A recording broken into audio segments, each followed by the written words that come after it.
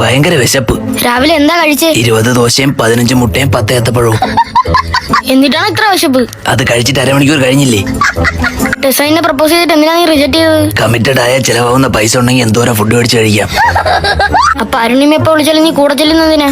അവള് ഫുഡ് മേടിച്ച് തരും.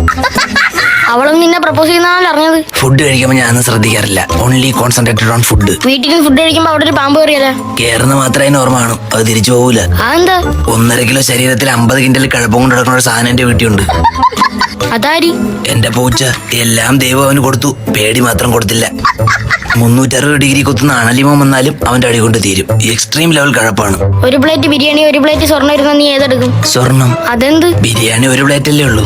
സ്വർണം വിറ്റിട്ട് ഒരു 2 ബിരിയാണി മേടിച്ച് കഴിക്കാം. ഇങ്ങനെ വലിച്ചൊരു തിന്നിട്ടല്ലേ കഴിഞ്ഞ ആഴ്ച ആശുപത്രി കിടന്നത്?